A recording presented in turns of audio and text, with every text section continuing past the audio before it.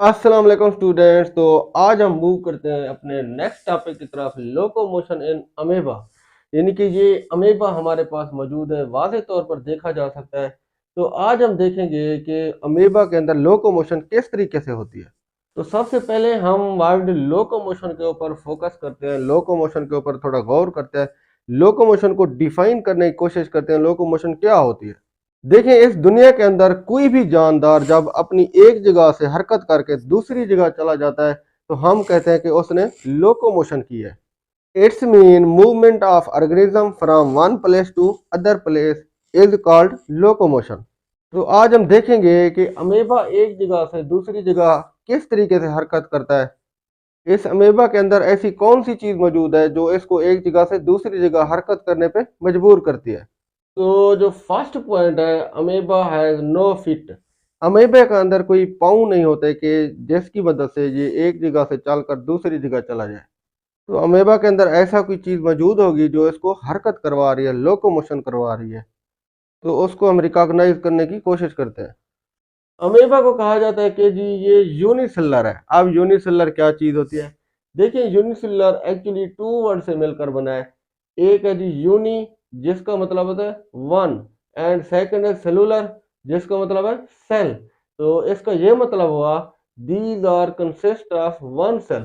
यानी कि ये जो अमेबा की बॉडी है ना, ये एक ही सेल के ऊपर मुश्तमिल है। तो हम कहेंगे amoeba are consist of only one cell. Amoeba are made up of only one cell. Amoeba की पूरी जिंदगी एक सेल के ऊपर ही चलती है। अमेबा अपनी जिंदगी की सारी एक्टिविटीज एक सेल के जरिए ही करता है। तो अब देखते हैं कि जी लोकेशन इसकी कौन सी होती है, यानी कि इसका हैबिटेट कौन सा होता है, इसके रहने की जगह कहाँ पर है, यानी कि ये अमेबा कहाँ पर पाया जाता है। तो अमेबा के बेटा डिफरेंट हैबिटेट्स है, इसके रहने की जगह मुख्तलिफ है। अमेबा पॉन्ड्स के अंदर भी पाया जाता है। बहुत सारे आपको तालाब नजर आते होंगे आपके आसपास, तो वहां पर ये अमेबा पाया जाता है।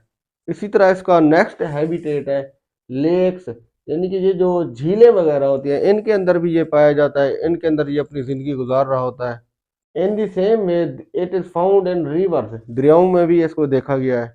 यानी कि इसके रहने की कोई फिक्स जगह नहीं है। ये पॉन्ड्स के अंदर भी पाया जाता है, रिवर के अंदर भी पाया जाता है, लेक्स के अंदर भी इसको देखा गया है। यानी कि अमेबा डिफरेंट एक्वेटिक मीडियम के अंदर मौजूद है।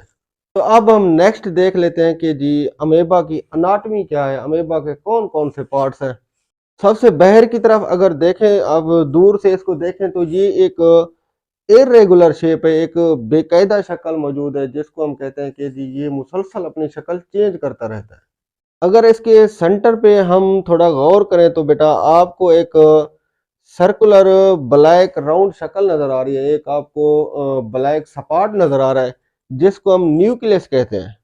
और इसी तरह इस अमेबा की सबसे बाहर वाली आपको एक रेड मेम्ब्रेन नजर आ रही है, एक दीवार नजर आ रही है, जिसको हम क्या कहेंगे? Cell membrane. देखिए बेटा, मेम्ब्रेन कहते हैं दीवार को, सेल मेम्ब्रेन यानी कि सेल की दीवार। यहाँ पर आप देख सकते हैं ये जो सबसे बाहर वाली आपको दीवार नजर आ रही है, क्योंकि ये सेल की दीवार है ना, तो इसको हम कहेंगे सेल मेम्ब्रेन। इसी तरह अमेबा के अंदर फ्लूइड भी मौजूद है, लिक्विड भी मौजूद है, जिसको हम साइटोप्लाज्म कहते हैं। Cyto mean cell and plasm mean fluid, यानी कि सेल फ्लूइड। यानी कि सेल का जो फ्लूइड होगा, जो माय हालत में जो मटेरियल होगा, उसको हम क्या कहेंगे?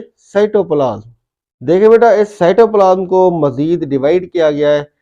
तो न्यूक्लियस के गिर्द जो आपको ब्लू शेप में ये फ्लूइड नजर आ रहा है, इसको हम कहेंगे एंडोप्लाज्म। अब एक्टोप्लाज्म क्या होगा? देखिए, सेल मेम्ब्रेन के करीब यानी कि न्यूक्लियस से दूर, न्यूक्लियस से दूर यानी कि सेल मेम्ब्रेन के करीब जो मटेरियल होगा, जो फ्लूइड होगा, उसको एक्टोप्लाज्म कहेंगे। एक्टो मीन एक्सटर्नल साइड, यानी कि थोड़ा बाहर की तरफ, किनारों की तरफ। एंड एंडो मीन इनसाइड, यानी कि जो अंदर की तरफ हो, जो सेंटर की तरफ हो, उसको हम एंडोप्लाज्म कहेंगे। जो बाहर बाहर की तरफ होगा सेल मेम्ब्रेन के साथ, उसको हम एक्टोप्लाज्म कहेंगे। अब हम देखेंगे कि जी एंडोप्लाज्म की नेचर क्या है और एक्टोप्लाज्म की क्या नेचर है। एंडोप्लाज्म की जो खसूसियत है बेटा, वो डिल्यूट होता है। डिल्यूट कहते हैं पतले को, जो लेस विस्कस हो। तो ये एंडोप्लाज्म डिल्यूट होता है, मतलब लेस विस्कस होता है। एंडोप्लाज्म का एक और फीचर भी है, नो क्लेयर, यानी कि ये जो आपको मटेरियल नजर आ रहा है जिसको एंडोप्लाज्म हमने कहा है, ये इतनी क्लियर नहीं होता, ये थोड़ा ओपेक होता है, यानी कि ये गदला होता है। अब इस एक्टोप्लाज्म के हम फीचर देखते हैं, ये कैसा होता है। एक्टोप्लाज्म बेटा विस्कस होता है, विस्कस मीन गाढ़ा, कंसंट्रेटेड। तो ये एक्टोप्लाज्म जो आउटर साइड पे मौजूद है, ये विस्कस होगा, गाढ़ा होगा। इसी तरह एक्टोप्लाज्म क्लियर होगा, यानी कि इसके अंदर शिफाफियत होगी और इसको वाज़ेह तौर पर इसके आर पार चीजें हम देख सकते हैं, ट्रांसपेरेंट होगा। तो अब हम देखेंगे बेटा मूवमेंट मैकेनिज्म क्या होता है, यानी कि इसने जो लोकोमोशन करनी है, यानी कि हरकत एक जगह से दूसरी जगह करनी है, तो उसका क्या तरीका होता है, किस तरीके से ये करता है, यानी इसकी लोकोमोशन के कौन से स्टेप्स हैं। देखिए बेटा, ये अमेबा लोकोमोशन किसी वजह से भी कर सकता है, यानी कि मिसाल के तौर पर इसने खुराक ढूंढनी हो तो ये एक जगह से चलकर दूसरी जगह जाएगा, खुराक के लिए भी ये हरकत कर सकता है। या फिर दूसरी सूरत ये हो सकती है कि कोई इसके पीछे हंटर लगाओ, यानी कि कोई शिकारी लगाओ कि जो इसको खाने की कोशिश कर रहा हो, तो तब भी यानी कि ये एक जगह से दूसरी जगह हरकत करेगा। यानी कि लोकोमोशन की डिफरेंट रीज़न हो सकती है, आया वो फूड के लिए लोकोमोशन कर रहा है, या फिर उसको कोई डेंजर है, कोई खतरा है कि इस वजह से वो एक जगह से दूसरी जगह हरकत कर रहा है। अब मूवमेंट मैकेनिज्म का जो फर्स्ट स्टेप है वो है साइटोप्लाज्म मूवमेंट। मिसाल के तौर पर इसने एक जगह से दूसरी जगह जाना है, यानी कि इस पॉइंट से इस पॉइंट की तरफ जाना है, तो इसको कौन हरकत करवाएगा, यानी कि इसके अंदर जो साइटोप्लाज्म मौजूद है, ये उस तरफ बहेगा, यानी कि इस डायरेक्शन से इस तरफ। आप यहाँ पर देख सकते हैं कि अमीबा इस तरफ हरकत करने की कोशिश कर रहा है। तो जब ये इस तरफ लोकोमोशन की ट्राई करेगा, तो ये कैसे करेगा, देखिए इसके अंदर जो साइटोप्लाज्म मौजूद है, तो साइटोप्लाज्म यानी कि इस तरफ बहेगा, ताकि ये अमीबा जो है ना इस तरफ अपनी मूवमेंट को कंटिन्यू कर सके। तो साइटोप्लाज्म मूवमेंट करेगा ताकि वो अमेबा मजीद अपनी हरकत को आगे जारी रख सके। तो आगे होगा क्या, मेम्ब्रेन बेंड हो जाएगी, मेम्ब्रेन की बेंडिंग हो जाएगी, मेम्ब्रेन इस तरह के मुड़ जाएगी। अगर हम इस डायग्राम के ऊपर बेटा थोड़ा गौर करें, साइटोप्लाज्म आप देखें इस तरफ मूवमेंट कर रहा है, क्योंकि ये जो आपको प्रोजेक्शन नजर आ रहे हैं, ये आपको एक तरह के फिंगर लाइक स्ट्रक्चर नजर आ रहे हैं, वो इस तरफ बन रहे हैं। तो इसका ये मतलब हुआ कि साइटोप्लाज्म की हरकत इस तरफ है, उसकी हरकत इस तरफ क्यों है, क्योंकि अमेबा ने इस तरफ जाना है, आगे की तरफ जाना है, और ये मेम्ब्रेन फोल्डिंग भी उस तरफ ज्यादा हो रही है, मेम्ब्रेन इस तरफ ज्यादा बेंड हो रही है। अब नेक्स्ट होगा क्या, मेम्ब्रेन जब बेंड हो जाएगी, तो मेम्ब्रेन बेंड होने के बाद ये सोडोपोडिया बना देगी। अब इस टर्म को हम देखने की कोशिश करते हैं, सोडोपोडिया कहाँ पर होगा, कैसे बनेगा, और ये सोडोपोडिया क्या होता है। देखिए बेटा, इस वर्ड के ऊपर हम थोड़ा गौर करते हैं, सोडोपोडिया के ऊपर।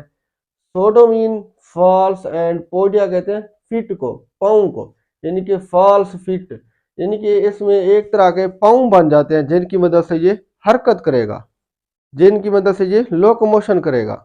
अब ये फॉल्स फीट कैसे बनेंगे, इसको देखने की कोशिश करते हैं। तो आप स्टेप 3 के ऊपर थोड़ा गौर करें, तो देखें यहाँ पर जो सेल मेम्ब्रेन है, ये ज़्यादा यानी कि बेंड हो गई है, एक एक तरह का प्रोजेक्शन बनता जा रहा है, एक उंगली की तरह, फिंगर लाइक, यानी कि ये प्रोजेक्शन हम देख रहे हैं, उंगली की तरह एक उभार बनता हुआ हमको दिखाई दे रहा है, और ये एक तरह का सोडोपोडिया बन रहा है, यानी कि ये एक फॉल्स फिट बन रहा है। अब स्टेप 4 के अंदर हम देखें तो और यहाँ पर वाज़े तौर पर देखा जा सकता है, ये जो फिंगर लाइक स्ट्रक्चर था जिसको हमने सोडोपोडिया कहा है, ये बड़ा ही यानी कि इलांगेटेड हो गया, बड़ा ही लबूतरा हो गया, क्योंकि यहाँ पर सेल मेम्ब्रेन काफ़ी हद तक बढ़ गई है। तो ये हमारे पास सोडोपोडिया बन गया है। अब इस तरफ सोडोपोडिया क्यों बन गया, इस तरफ सोडोपोडिया इसलिए बन गया क्योंकि बेटा ये जो अमेबा है, ये इस तरफ हरकत कर रहा है, ये अपनी मूवमेंट को आगे लेकर जा रहा है, यानी कि ये अमेबा जिस डायरेक्शन में जाना चाहेगा तो उस तरफ ये सोडोपोडिया बन जाएगा।